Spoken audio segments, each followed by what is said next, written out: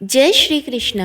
आप सभी का श्रीमद् भागवत गीता के 8वें अध्याय में बहुत बहुत स्वागत है। इस अध्याय में अक्षर ब्रह्म योग का वर्णन है। इस अध्याय में श्री कृष्ण ने कई महत्वपूर्ण अवधारणाओं और शब्दों का संक्षेप में वर्णन किया है, जिन्हें उपनिषदों में विस्तार से समझाया गया है। वे यह भी बताते हैं कि मृत्यु के बाद आत्मा का गंतव्य क्या निर्धारित करता है। वे कहते हैं कि यदि हम मृत्यु के समय ईश्वर को याद करते हैं तो हम निश्चित रूप से उन्हें प्राप्त कर सकते हैं। इसलिए हमें अपने दैनिक कार्यों के साथ साथ हमेशा ईश्वर के बारे में सोचने का अभ्यास करना चाहिए। हम उनके गुणों, विशेषताओं, सद्गुणों आदि के बारे में सोचकर ऐसा कर सकते हैं। ईश्वर के नाम का जप करके उन पर निरंतर यौगिक ध्यान करना भी एक अच्छा अभ्यास है। अनन्य भक्ति के माध्यम से जब हमारा मन पूरी तरह से उनमें लीन हो जाता है तो हम भौतिक आयाम से आध्यात्मिक क्षेत्र में ऊपर उठ जाते हैं।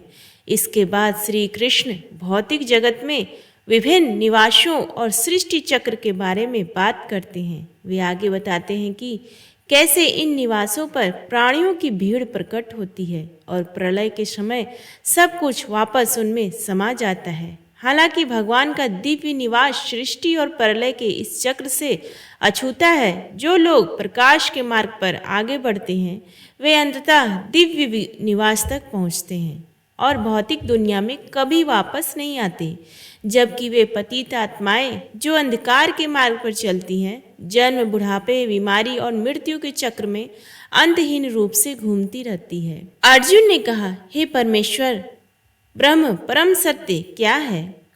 अध्यात्म व्यक्तिगत आत्मा क्या है और कर्म क्या है? अधिभूत किसे कहते हैं और अधिदेव किसे कहते हैं? शरीर में अधियज्ञ कौन है और वह अधियज्ञ किस प्रकार है? हे कृष्ण, स्थिर मन वाले लोग मृत्यु के समय आपको कैसे जान सकते हैं? भगवान ने कहा, परम अविनाशी सत्ता को ब्रह्म कहा जाता है। मनुष्य का अपना स्वरूप अध्यात्म कहलाता है। जीवों के भौतिक व्यक्तित्व से संबंधित कार्य तथा उसका विकास कर्म या सकाम कार्य कहलाते हैं। हे देहधारियों में श्रेष्ठ, जो स्थूल स्वरूप निरंतर परिवर्तनशील है उसे अधिभूत कहते हैं। जो भगवान का विश्व रूप इस सृष्टि में देवों का अधिष्ठाता है उसे अधिदेव कहते हैं। मैं जो प्रत्येक प्राणी के हृदय में निवास करता हूँ उसे अधियज्ञ कहते हैं, अर्थात समस्त यज्ञों का स्वामी हूँ। जो मनुष्य मृत्यु के समय मेरा स्मरण करते हुए शरीर का त्याग करते हैं वे मुझे ही प्राप्त होंगे, इसमें कोई संदेह नहीं है। हे कुंती पुत्र, मृत्यु के समय शरीर त्यागने समय मनुष्य जो कुछ भी स्मरण करता है उसी चिंतन में निरंतर लीन रहने से वह उसी गति को प्राप्त होता है। अतः तू सदैव मेरा स्मरण कर और युद्ध करने का अपना कर्तव्य भी कर। मेरे अर्पण किए हुए मन और बुद्धि से तू अवश्य ही मुझे प्राप्त होगा, इसमें कोई संदेह नहीं है। हे पार्थ, जब तुम अभ्यास पूर्वक मन को मुझ परम पुरुषोत्तम भगवान का स्मरण करने में लगाओगे तब तुम अवश्य ही मुझे प्राप्त करोगे। भगवान सर्वज्ञ, अति प्राचीन, नियंता, सूक्ष्मता से भी सूक्ष्म, सबके आधार, अचिंत्य दिव्य स्वरूप वाले हैं। वे सूर्य से भी अधिक तेजस्वी हैं तथा ज्ञान रूपी समस्त अंधकार से परे हैं। जो मनुष्य मृत्यु के समय योग्य अभ्यास द्वारा प्राप्त स्थिर मन से प्राणों को भौहों के मध्य स्थिर करके भक्ति पूर्वक भगवान का स्मरण करता है वह अवश्य ही भगवान को प्राप्त करता है। वेदों के विद्वान लोग उसे अविनाशी कहते हैं। बड़े बड़े तपस्वी लोग ब्रह्मचर्य व्रत का पालन करते हैं तथा सांसारिक सुखों का त्याग करके उसमें प्रवेश करते हैं। अब मैं तुम्हें उस लक्ष्य तक पहुंचने का मार्ग संक्षेप में बताऊंगा। शरीर के सभी द्वारों को रोककर मन को हृदय क्षेत्र में स्थिर करके तथा प्राण को सिर की ओर खींचकर दृढ़ योगी की एकाग्रता में स्थिर होना चाहिए। जो मनुष्य मुझ परम पुरुषोत्तम का स्मरण करते हुए तथा ओम अक्षर का जाप करते हुए शरीर से प्रस्थान करेगा वह परम गति को प्राप्त होगा। हे पार्थ, जो योगी जन अनन्य भक्ति से सदैव मेरा चिंतन करते हैं उनके लिए मैं सहज ही प्राप्त होने योग्य हूँ, क्योंकि वे निरंतर मुझ में लीन रहते हैं।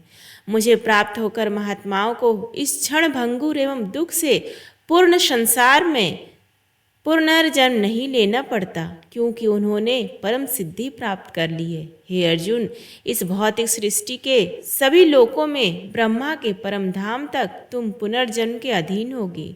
लेकिन हे कुंती पुत्र, मेरे धाम को प्राप्त करने पर पुनर्जन्म नहीं होता। ब्रह्मा का एक दिन कल्प चारों युगों महायुग के 1000 चक्रों के बराबर होता है, और उनकी रात्रि भी उतनी ही अवधि की होती है। जो बुद्धिमान लोग इसे जानते हैं वे दिन और रात की वास्तविकता को समझते हैं। ब्रह्मा के दिन के आगमन पर सभी जीव अव्यक्त स्रोत से उत्पन्न होते हैं, और रात्रि के पतन पर सभी देहधारी प्राणी पुनः अपने अव्यक्त स्रोत में विलीन हो जाते हैं। ब्रह्मा के दिन के आगमन पर अनेक प्राणी बार बार जन्म लेते हैं तथा ब्रह्मांडीय रात्रि के आगमन पर पुनः लीन हो जाते हैं तथा अगले ब्रह्मांडीय दिन के आगमन पर पुनः स्वतः प्रकट हो जाते हैं। इस प्रकार प्रकट और अव्यक्त सृष्टि से परे एक और अव्यक्त शाश्वत आयाम है। वह आयाम तब भी समाप्त नहीं होता जब अन्य सभी समाप्त हो जाते हैं। वह अव्यक्त आयाम ही परम लक्ष्य है, और उसे प्राप्त करने के बाद मनुष्य इस नश्वर संसार में कभी वापस नहीं आता। वह मेरा परम धाम है।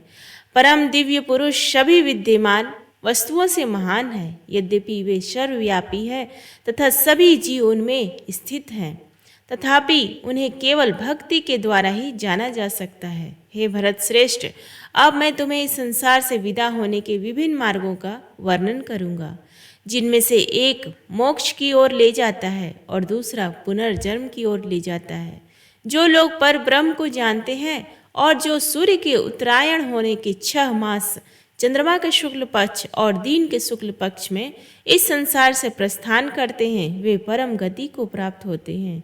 जो वैदिक अनुष्ठान करने वाले लोग सूर्य के दक्षिणायन होने के 6 माह चंद्रमा के कृष्ण पक्ष धूम्रकाल रात्रि में विदा होते हैं, वे स्वर्गलोक को प्राप्त होते हैं। स्वर्गीय सुखों का भोग करके वे पुनः पृथ्वी पर लौट आते हैं। ये 2 प्रकाश और अंधकार मार्ग इस संसार में सदैव विद्यमान रहते हैं।